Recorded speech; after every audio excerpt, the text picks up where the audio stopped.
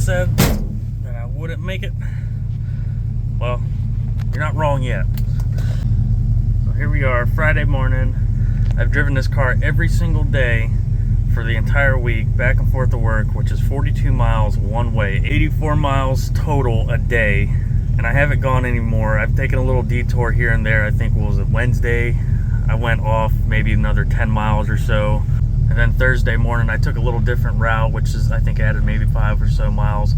And it's getting around 20, 21 miles to the gallon combined between highway and city. It's not as good as I thought it would be. So now it's all warmed up. Let's hit the road. It's the last day. Let's roll.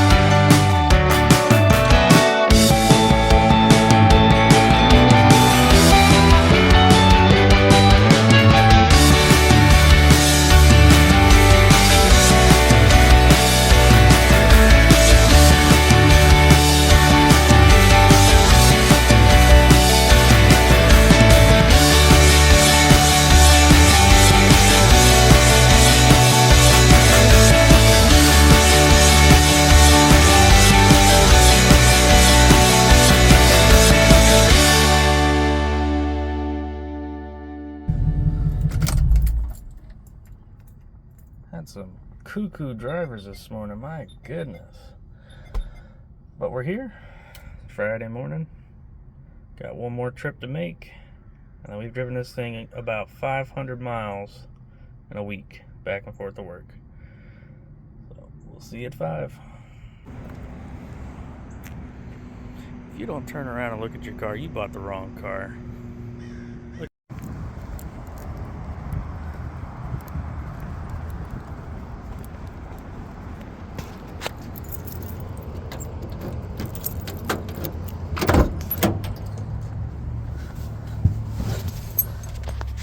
If there's going to be a failing point for this car for this whole week, it's going to be right now. This is the last miles of the whole week. 42 miles one way to and from work. Almost 500 miles during this week. No issues other than the gas mileage wasn't as good as I thought, but it's not a big deal. It's only going to get worse from the things that I have for it at home. So let's crank her on up. Let's head on home. Hopefully we got no issues.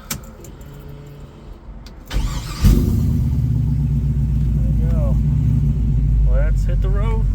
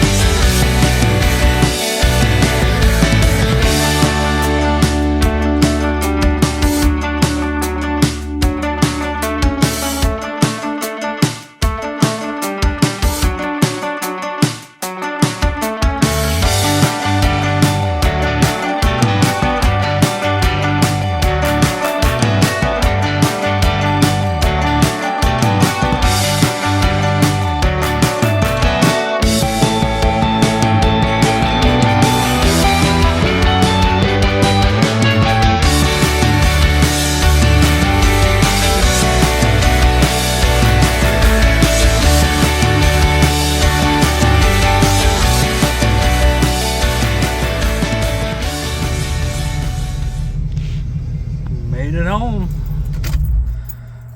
Lasted a whole week. No issues. I was told it couldn't be done. I can't daily drive this thing every single day.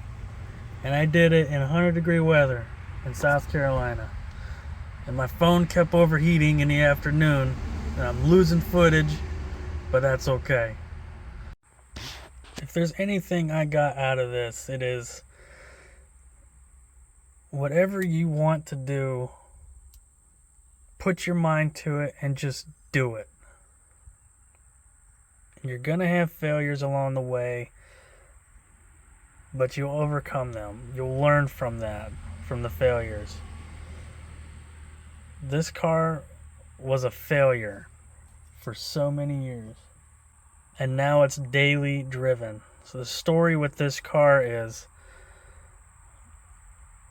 this was my dream car from when I was about, I don't know, maybe 4 or 5 years old. My mom had this orange Firebird book, and it was a really cool book. I wish I could find it. But it had all the production numbers, the history of the Firebird, and it went all the way up to 81. So there, for the introduction for 79, there was a silver with dark gray, it was two-toned. It was silver with the dark gray on the bottom. 1979 Pontiac Firebird formula. And just the picture was just, I loved it as a kid, and I would just always flip to that page in that book just to look at that car. And little did I know, when I turned 17 years old, I would get that exact car, but in a different color. Mine's blue with silver on the bottom, or gray on the bottom, but it's the same exact car. So I was lucky to get this car. When I was 17, I had a $50 car. It was a 1995 Dodge Avenger, and my dad had a $250 car. It was a 1979 Dodge D50, and I traded both of those for this car. $300 worth of cars, or at least that's what we paid for them. And I'm so thankful for that guy. His name was Buddy Sheely. My dad found this car on Craigslist for $2,500, and he said, "Here, call this guy, see if he'll trade you." And I went over there, looked at the car. Well, first of all, I got there before I got to his shop where the car was at before he did, and he rolls up and he's holding out the key. And I didn't even say hello, hi, my name is. He just handed me the key. He said, "See if you like it." I was like, okay. So I got in the car, I went up the road, and it was just smiles per gallon. I just absolutely loved that car. I was like, I got to have this no matter what. And so we had just gone to look at it. I wasn't going to trade the car or nothing at that point. We kind of told him, hey, we got a car, we want to trade, and possibly another car. And so we came back, I believe it was the next day or two. It might have been 2 days later. We went back, and he had his mechanic test drive both of our cars and just knew all the, immediately, that was a really good mechanic. He knew all the problems wrong with our cars. And we were going to tell him anyway. And I believe we had already told him. At that point, when his mechanic was like, this is wrong, this is wrong, this is wrong, this is wrong, this is wrong. And I was like, I'm done. He's not going to take it. He's not going to take the bait. And I'm not going to get this Firebird. So I was there with my mom, and I think my sister was there too. And he called me up to his truck. He's been sitting in his truck the whole time. He never got out. He's sitting in his truck, and he said, "Hey, come here." And I just went over there by myself, and he said, he looked me right in the eye, and he said real softly, he said, "You and I both know that both those cars right there are not worth as much as that Firebird." I said, "Yeah, I've had a feeling you were going to say that." And before I could finish that sentence, he said, "But I'm going to let you have it." And I remember I felt my heart in my throat. Oh my gosh, what did he just say? He didn't just say what I thought he said. But he did. I just thanked him so many times, like, oh my gosh, this is my dream car. And he said, "I know it's your dream car." He said, "I read that as the first time I met you." He said, "It is only right for me to return the favor because somebody did that for me when I was your age." And his story was, his dream car was a lime green 70 Roadrunner with the grabber hood and all that, air grabber hood. And he found one for $700. Now this is back in the 80s, if I remember right, if not late 70s. And he said he found one for $700 in the Auto Trader. And he called the lady. It was some lady's car that she just drove it to church and back. It was a 440 4-speed car, or no, I think it was an automatic. But anyway, it was lime green with the grabber hood with a 440. And he test drove the car. He said, "Ma'am, I just absolutely love this car. I just love it, but I don't have $700. And she goes, "Well, how much do you have?" And he pulled out $300 out of his pocket. He said, "This is all I got. All I have to my name is $300. And she said, "It's yours." And he said it's only right that he returned the favor to somebody that reminded him of his past, I guess.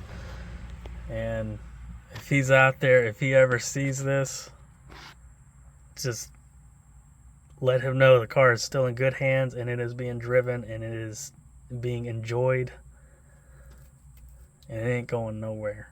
This is my dream car. It's nothing special. I took somebody for a ride in it to lunch today, and they just dogged all over it. It needs work. It's, it's one weekend at a time, but they just don't understand. Yeah, it doesn't have AC right now. Yeah, it's got a little bit of rattles here and there. But you get on the highway, do 75, 80 miles an hour, and this thing just floats, and it's so comfortable.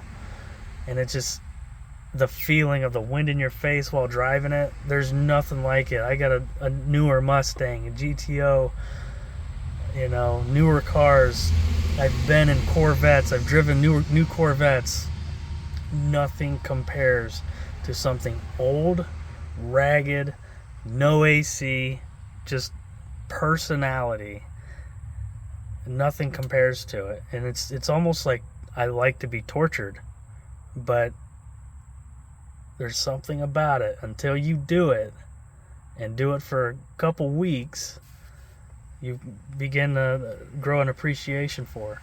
So to continue on, this car sat while I went through school, went through college, and it sat in my dad's garage in Ohio, and then came down to South Carolina during like a 4-year period, and then it sat again for a couple more years, and it had a 5.3 in it. I wanted to do an LS swap. I put a 5.3 in it. I got intimidated by the wiring. I took it out. I put the 400 back in. I rebuilt it. I take that back. I rebuilt the 400 and then put that back in. Got it to the point where it fired up and it ran. And then I said, this is not what I want. Pontiac engines are cool. I love them. And I'm definitely going to have another one in the future. But for this car, I knew I wanted to drive and enjoy and not worry about nothing. So I said, I'm going to take that out. I sold the 400, sold the TH350. I bought a 4.8 for $250. And then I bought a transmission for like $800. And then, you know, all the wires and stuff to go along with it. Slapped it in here. You know, I had a couple little hiccups here and there. Fuel pump went out within like a year of the engine being in, and that was completely my fault. I put a 10 micron filter before the pump when you should have like 100 micron before the pump, and it clogged soon, and it burned up the pump. My fault. And then the other issue I had was the transmission burned up. Stupid me, I put the plug for the 4L60E backwards, and it fits like 3 different ways. And I thought I had it right, but I had it 180 degrees out, and it still clicked down. It was wrong, and it burned up the transmission. That's completely my fault. But the transmission's been rebuilt. It's got all McLeod billet goodies in it now. It's got just a little bit of stall. I think it's like a 1800 or something, or 2000. It's a little stall. But I got just a little cam for it. I got a Holley intake. It's already got long tube headers on it, but I got some speed parts for it, and I can't wait to take you guys along. And so this goes all the way back. I have wanted to do this LS swap since I got this car, and I've owned this car about 15 years. And if you put your mind to something, you can do it, and this car is proof of it. It may not be as soon as you want, but you tinker at something a little bit at a time, a little bit at a time, a little bit, here and there, 1 weekend at a time. That's why I tell people about this car. You know, 1 weekend at a time. It'll get there, 1 weekend at a time. And that's exactly what happened to this car. I busted my butt for a good 6-7 months. When it came down to grind time, I'm like, I'm going to get this done. When my mind was finally clear, I said, I'm going to get this done. And I worked on it for about 6 months, and that's all it took. And I didn't go into debt or nothing. This was like everything together, $2,500, and that's not including getting the transmission rebuilt. But to get this thing running and driving, and if I didn't mess up that plug, I would have never had to get the transmission rebuilt. But everything said and done was about $2,500. And I did hot rod power tour in this. It's been all the way to Bristol, which is like 200 or 300 miles away from where I live. You know, it's been up to Rockingham, Charlotte. We're going to Charlotte this weekend, driving this. This is just a fun car, and I absolutely enjoy it. And I encourage you to get out there into your garage and work on whatever you're working on. Get it running. Get it driving. Don't be afraid to ask for help. Do not be afraid to ask for help. If you want it on the road, if you want it to where you want it to get, you will get there. There is nobody else that'll get it there except you. So I'm going to leave it at that. And until the next video, if you haven't hit that subscribe button, please hit that and hit the like button. And until the next video, you guys take it easy.